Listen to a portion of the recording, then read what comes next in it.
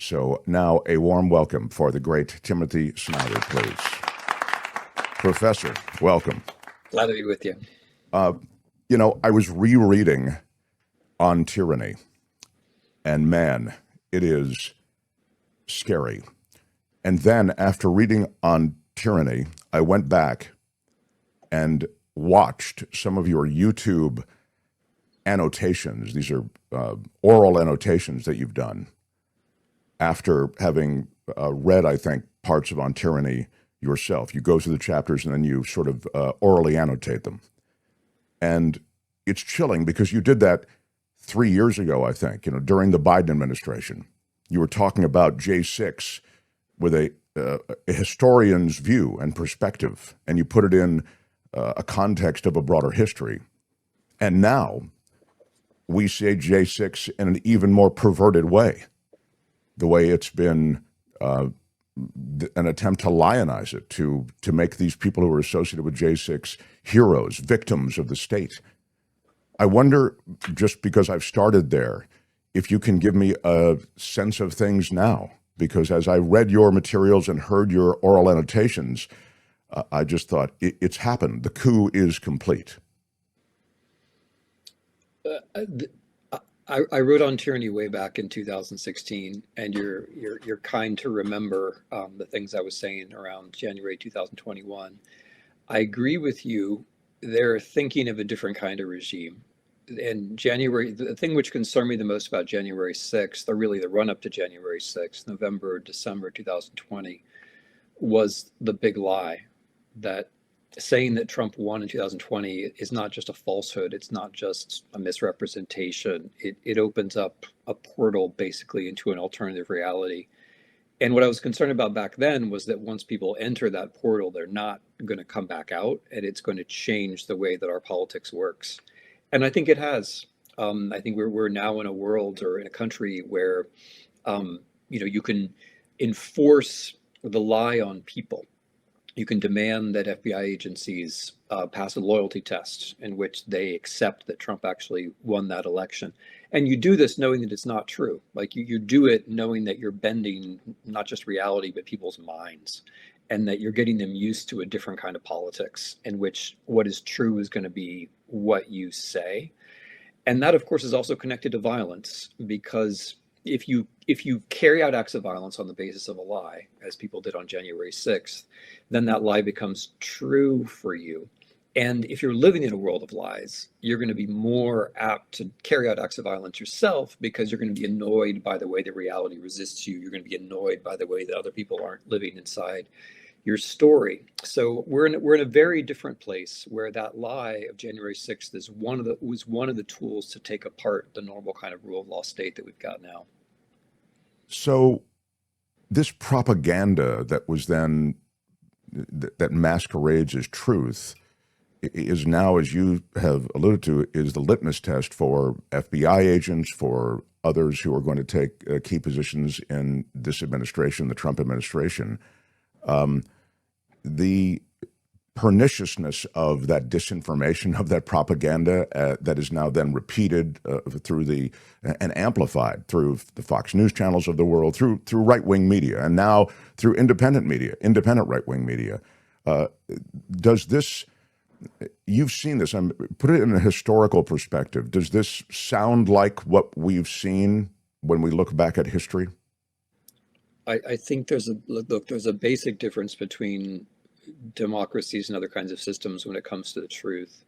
It's not like everybody always tells the truth in a democracy, but you have to accept that there is truth out there, that there are facts out there, and that the facts are the things that bring us together. So we have different interests, different values, but we have the same facts. And so then we can sometimes cooperate. We don't have to, but sometimes we can. But when there is no truth, then you're going to be in a different kind of system. If there's no truth, then that means that you and I, citizens, are not going to be able to cooperate, because on the basis of what? And if there's no truth, then we can't really resist tyranny, because on the basis of what? What are you going to say to the strong man if there's no truth, if nobody believes in facts? And historically in the 20th century, this can go broadly two ways. There's the fascist way, where what the strong man says is the truth. And it doesn't matter if it contradicts the world or if it contradicts himself, because the fact that he can push through the lie and make you deal with it is the sign that he is in control, right? And I think that's where we're closer. The other way is the Soviet way, the communist way, where you say there's one truth, and that one truth is the party line, and you've got to follow the party line. But either way, whether it's zero truths or one truth, you can't have democracy on that basis. Democracy requires there are millions of little truths, and we kind of find our way to each other, one another, on the basis of those little truths. And and so when it comes to the truth and democracy and those things that are critical, I wonder about how the press plays in all of this. In some of your writings, you've alluded to the ways in which the press is an important part of local media. You've even, I think, lamented the fact that local media has vanished in large areas of America. There's just a news desert. And so I wonder if you can speak to where we are now as you look at the media environment in America. Yeah, thank you for that, Mark. That's such an important point. I think that maybe the most important point is that if it's true that you need facts for democracy, then you have to generate them. You've got to create them. There have to be people who get paid to go out there and report. It has to be an honorable and a decent, but also a practically sustainable profession, the journalist. And we've basically chosen the last 15 years to make that not so. So now we live in a country where most counties in the United States of America don't have a reporter covering anything. And there are major beats which are not covered for most of the country, like the environment, for example. Most parts of the United States do not have somebody actually doing environmental reporting. And so just to make that really simple, like in most parts of the country, you just don't really have any way of knowing whether the water is polluted or not, or by what, or by whom. And the same goes for politics, right? Like if there's no local reporting, you don't know what's going on with the school board or the city council, and that's really more important than what's going on in Congress 9 times out of 10. But when you don't have local reporting, then all we care about is DC, and we get polarized, and the next step is we go online and we fall for conspiracy theories. So the local reporting is really the foundation of our republic, and the founding fathers actually understood this. And it's so for that reason, it's sad to watch it go, and it's dangerous to watch it go. Like it's a pattern that we've seen before. Like in Russia, this happened first. In Russia, they lost local reporting, and then you have a few oligarchs, and then you have centralized media, and basically we're going the same way. We're losing local media. We've got a few oligarchs. Their social media channels. It's getting more and more concentrated. So you have to have the belief in truth, but you also have to have the people who are out there creating the truth by doing the reporting. So you ask how we're doing. We're not doing very well. We don't have enough local newspapers. The ones that we do have, you see how the little ones who still exist are making a disproportionate difference. Like for example, if you take the example of Musk and Trump and the cuts to federal agencies, they have a big propaganda story about that. It's about efficiency, they say. But if you have local reporters in the 50 states, they can tell you what these cuts actually mean to actual human beings. But if you don't have those local reporters, the propaganda story floats out there for much longer.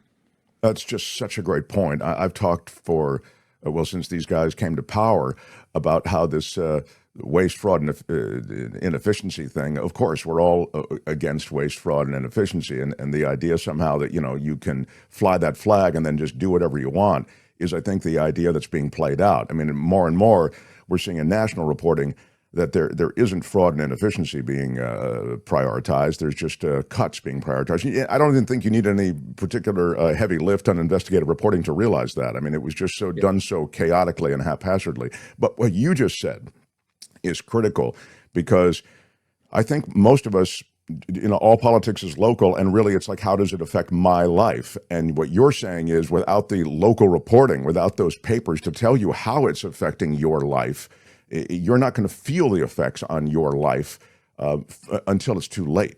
Yeah.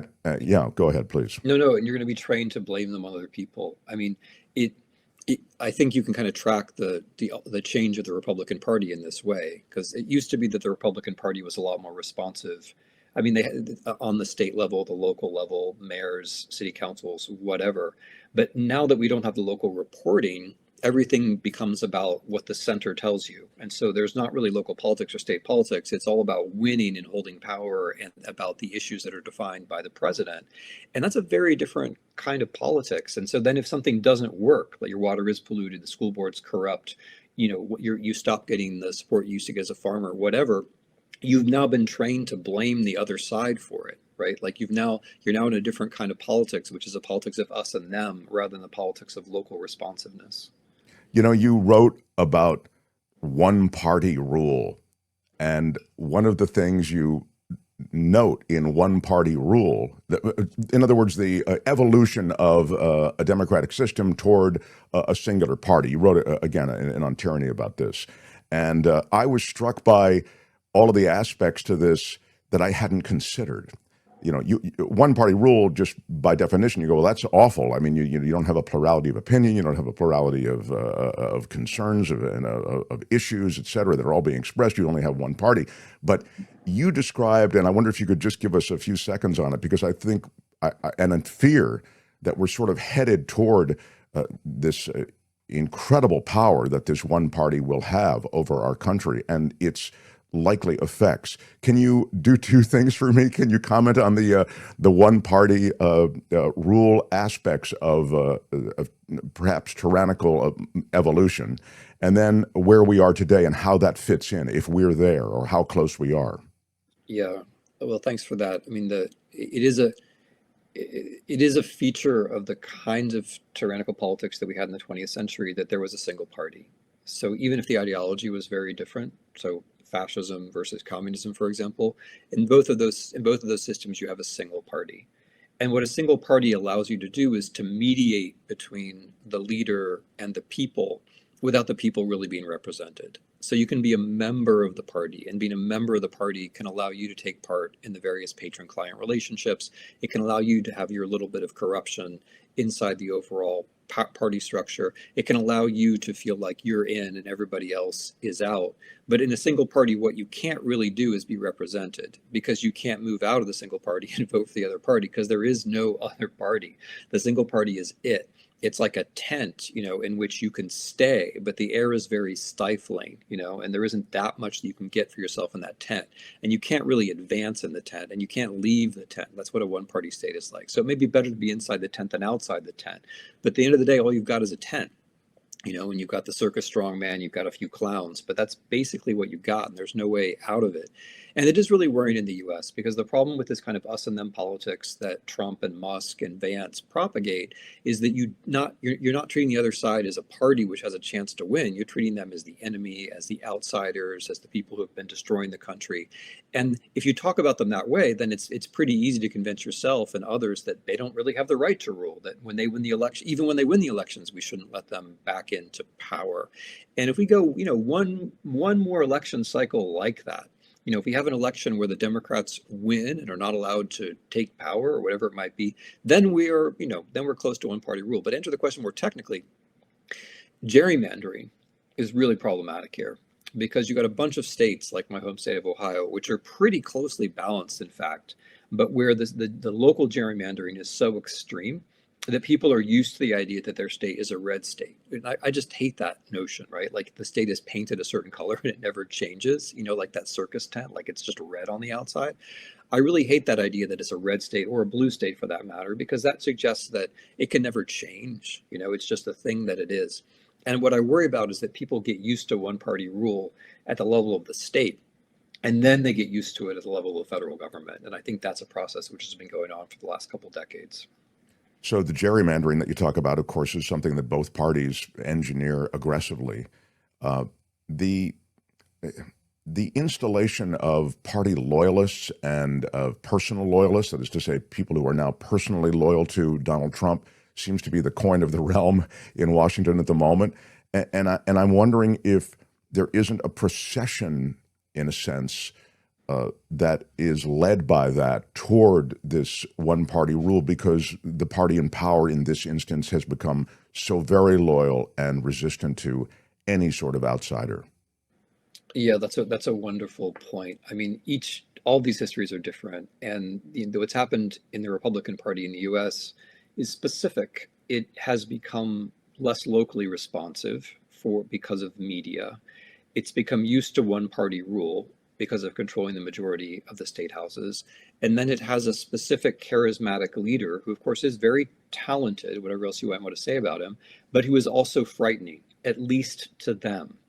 So the Republicans are more afraid of Trump than other people are. You know, Republicans are most afraid, and then other Americans are less, and then foreigners least of all. And it's a funny kind of sequence because people who are afraid of him at home think that others are more afraid of him, but actually others are less afraid of him. And of course, you know, Russia and China not afraid of him in the least. So there's a funny kind of, you know, there's a funny kind of spiritual exchange which goes on here, which is that when you decide you're going to submit to Trump, you think everybody's going to decide to submit to Trump, but that's actually not true at all. It's just you. But coming back from that little sidetrack, what Trump has done to Republicans is that he's purged the ones who might have had their own thoughts. So people have been primaried, or they've just chosen not to run because they're afraid of the stochastic violence which comes from his tweets. And so over time, you know, over almost a decade now, he's shaped the Republican Party so that it's not so much so that it's a one-person party to a large extent. I mean, there are exceptions, there are honorable exceptions, but for the most part, it's a one-person party where the party is the person and the person is the party. And that has its own dangers because you then have a party which doesn't know how to move on.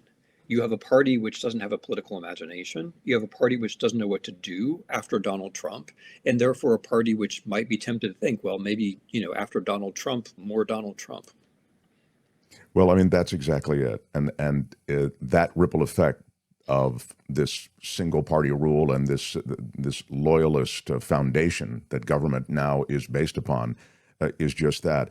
I did want to double back with you, and I really, because I feel I want to exploit your expertise a bit in the world of Eastern Europe and Russia and everything that's happening in Ukraine.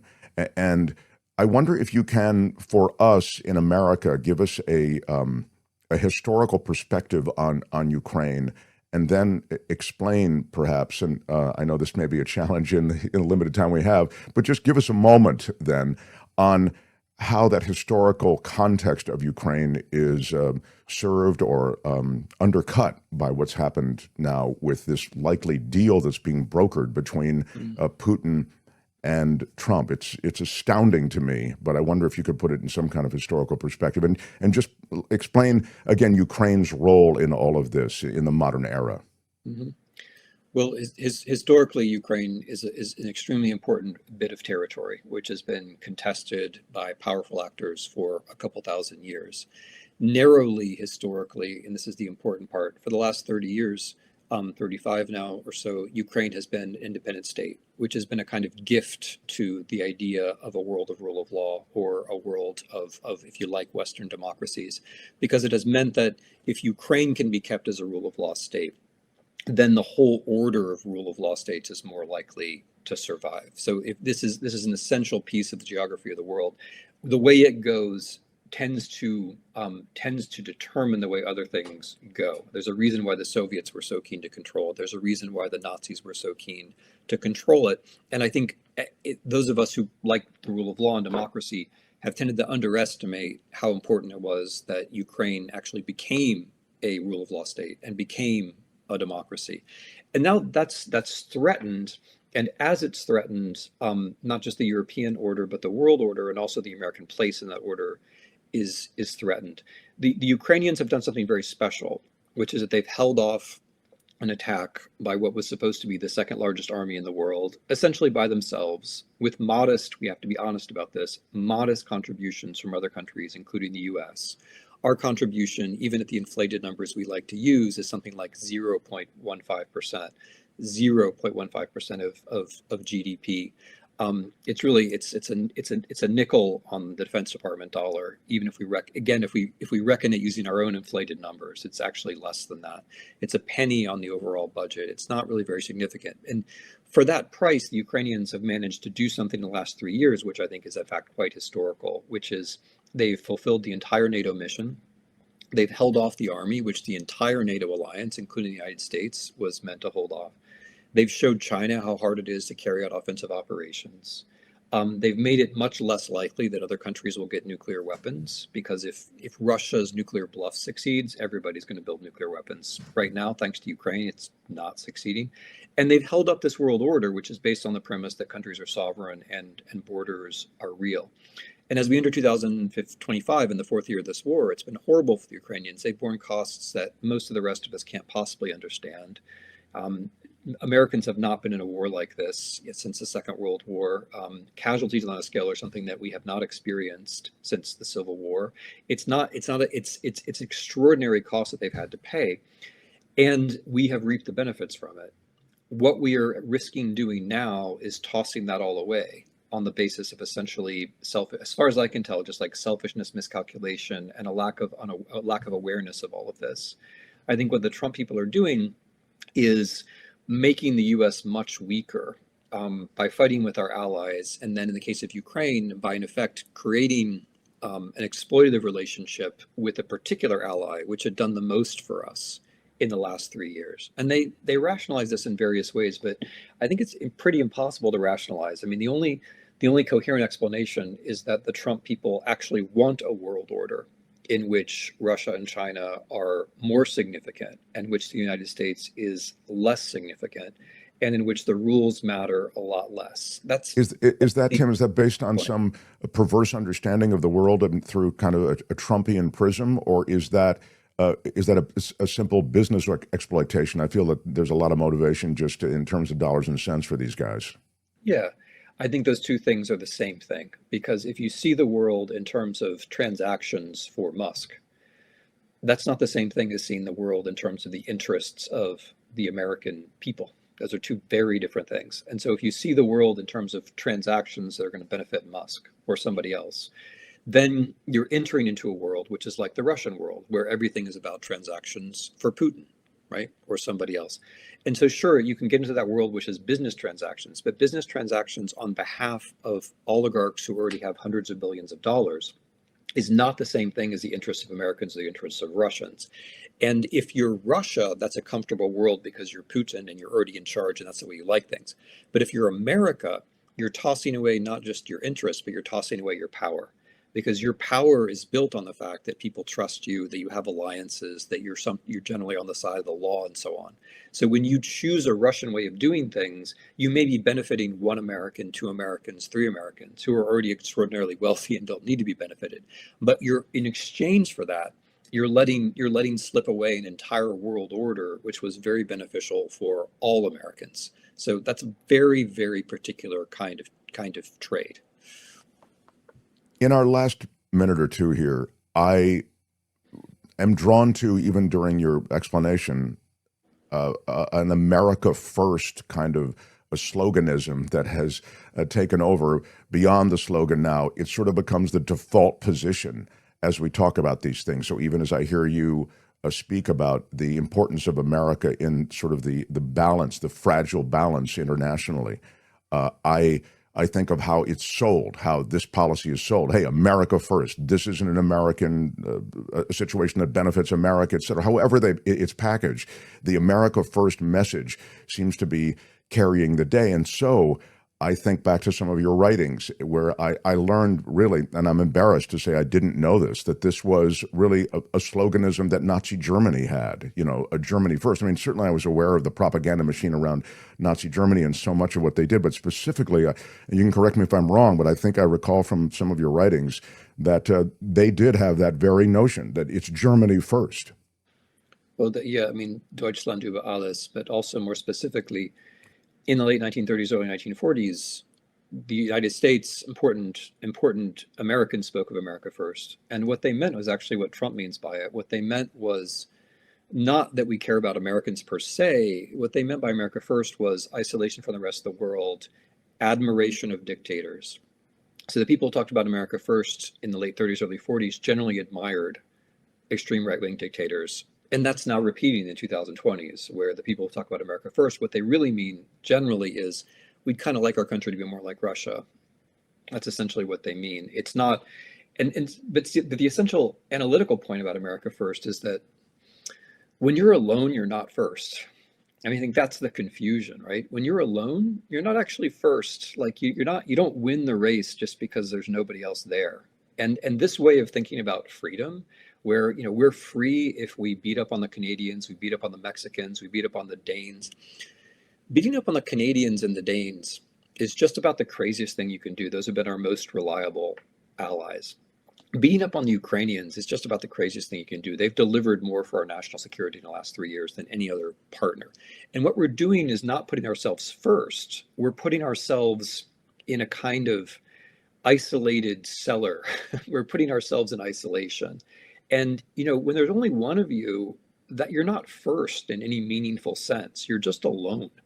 And when you're alone, you lose a whole lot of the benefits, not just the pleasure, but also the interests, the strength, everything that you had when you weren't alone. I think the instinct that Trump and Musk are appealing to is this American idea that you can do it on your own, but you can't do the world on your own. If you choose to do the world on your own, you just end up without friends. You end up without relationships. You're not first anymore. Like if you're running the race all by yourself, you don't finish first. You just look like an idiot. And that's kind of where we are. We're running the race all by ourselves, except we're not even really running a race. We're just talking about running a race and how great we are. So there you The have it. great con that Donald Trump, in my judgment, has perpetrated continues. And I think he's able to somehow, and we'll see, sell that con of this serving American interests in some way, or not being important. Maybe people feel as though it doesn't really affect me. Ukraine, I'm tired of sending money, however it's, again, packaged. It seems as though for the moment they have seized the propaganda day, and they make their points, the right does, or the Trump administration more specifically, because I don't even know if they are really representing the right, maybe the extreme right. They make their message most digestible still. I feel there'll come a point when that won't be the case. Isn't that right? I mean, I think people watch this conversation later on and I'll see if we were right or wrong, but I think it is starting to fray around the edges a little bit. I think a lot of Americans, including a lot of folks who are conservative,